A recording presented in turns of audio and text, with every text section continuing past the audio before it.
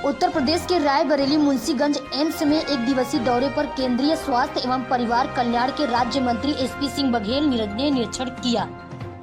निरीक्षण के दौरान भारतीय जनता पार्टी के राज्य मंत्री दिनेश प्रताप सिंह और जिला अध्यक्ष बुद्धिलाल पासी और अजय अग्रवाल मौजूद रहे। एसपी सिंह बघेल ने मीडिया से बात करते समय सरकार की उपलब्धियां भी बताई और कांग्रेस पर जमकर निशाना भी साधा। 25 फरवरी को होने वाले कार्यक्रम को लेकर कहा कि 25 फरवरी को एम्स में होने वाले कार्यक्रम में उत्तर प्रदेश के मुख्यमंत्री योगी आदित्यनाथ के साथ केंद्रीय मंत्री स्मृति ईरानी भी मौजूद रहेंगी। दिल्ली आने का मुख्य उद्देश्य यह है कि रायबरेली एम्स का देश को लोकार्पण देश के लोकप्रिय प्रधानमंत्री और दुनिया के बहुत ही लोकप्रिय नेता श्री नरेंद्र मोदी जी राजकोट से वर्चुअल करेंगे और यहाँ पर लोकार्पण के समय स्वास्थ्य राज्य मंत्री के भारत सरकार के रूप में मैं रहूंगा और उसके अलावा श्रीमती स्मृति ईरानी कैबिनेट मंत्री जो इस जिले की भी मेंबर ऑफ पार्लियामेंट है और उत्तर प्रदेश के यशस्वी तपस्वी मुख्यमंत्री योगी आदित्यनाथ जनसभा को संबोधित करेंगे। क्या क्या यहाँ पर डेवलपमेंट और हो गए?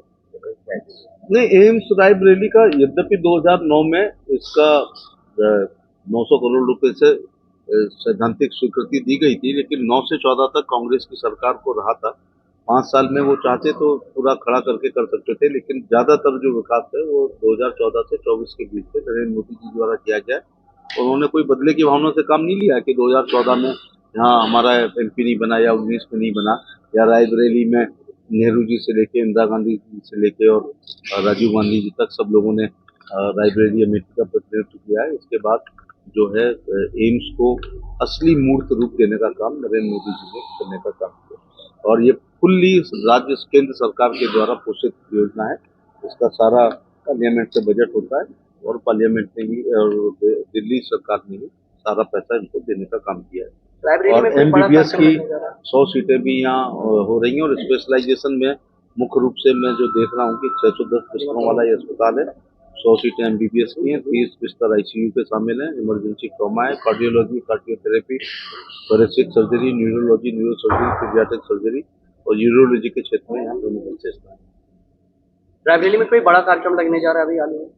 यही एक बड़ा कार्यक्रम होगा जिसमें चुनाव के दौरान तो प्रधानमंत्री जी के आने की संभावना रहेगी, लेकिन चुनाव की पूर्व संध्या पर एक बड़ा लोकार्पण प्रधानमंत्री के कर कमलों के द्वारा होगा और बड़ा कार्यक्रम ये है कि उत्तर प्रदेश के मुख्यमंत्री फिजिकली और स्मृति ईरानी जी और मैं और हमारे यहाँ के मंत्री दिनेश प्रताप सिंह जी, सभी एमएलए इनके राज्यसभा सभी लोग यहाँ पर उपस्थित हैं।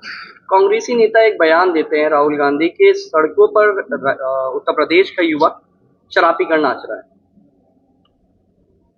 अब उनकी डॉक्टरी नहीं हुई है तो पता चल जाता कि कौन पीता है कौन नहीं पीता है, लेकिन मैं कहना चाहूँगा कि ये उत्तर प्रदेश के युवाओं का भयंकर दुर्भाग्य है।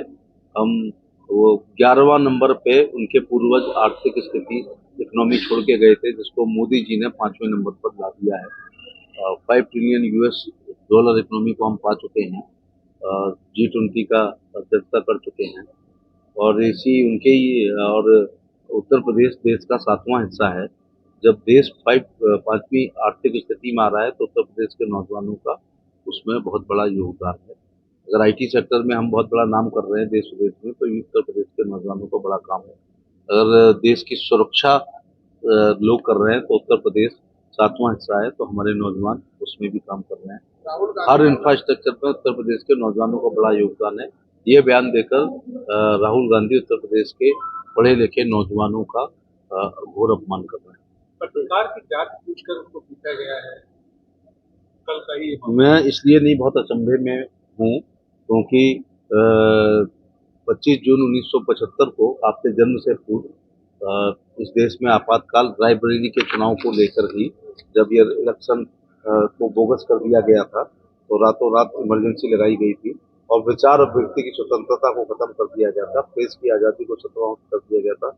मैं छोटा था लेकिन इतना भी छोटा नहीं था, 15 साल का था। एक अखबार के संपादकीय कॉलम में केवल प्रश्नवाचक चिन्ह था और दुष्यंत को एक शेर लिखना पड़ा था कि मत कहो आकाश में कोहरा घना है, यह किसी की व्यक्तिगत आलोचना है। अगर उनके ज़माने में कोई ये कह देता कि आज बादल हैं तो इंदिरा गांधी उसको जेल भेज देती और बल्कि दुष्यंत का एक भी मेरे को याद आ रहा है कि एक बूढ़ा आदमी है मुल्क में, आप समझ जाएंगे तो इसके लिए, एक बूढ़ा आदमी है मुल्क में, या यूं कहें इस अंधेरी कोठरी में एक रोशनदान है, वो जयप्रकाश नारायण सिंह को बंद किया था। पत्रकार के साथ कांग्रेसियों की पिटाई चौथे खंबे का, स्तंभ का, डेमोक्रेसी का बहुत बड़ा अपमान है। जिस भाषा में वो पूछ रहे हैं कि वो तुम्हारा मालिक कौन है, उसका नाम बताओ, मैं उतना बोल नहीं पाऊंगा। और वो लहजा देखो आप कितना तल्ख है, और फिर जात पर आ जाते हैं कि वो ओबीसी है, एससी है, ये सब नहीं पूछना चाहिए। मोदी जी कहते हैं सबका साथ, सबका विकास, सबका विश्वास और सबका प्रयास, और वो पत्रकार के मालिक का नाम और उसकी जात पूछ रहे हैं। और ये फिजिकली जो उनके साथ मारपीट की गई है, मैं इसकी बहुत निंदा करता हूँ।